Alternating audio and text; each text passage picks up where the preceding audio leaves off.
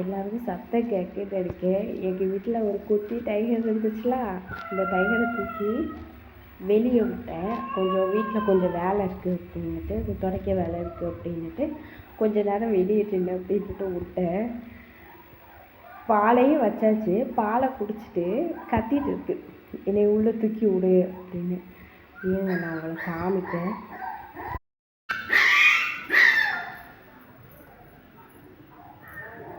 என்ன என்ன வேணும்? என்ன வேணும்? என்ன வேணும்?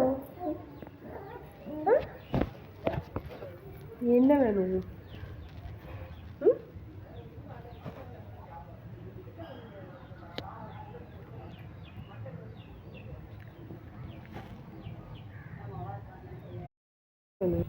என்ன வேணும்?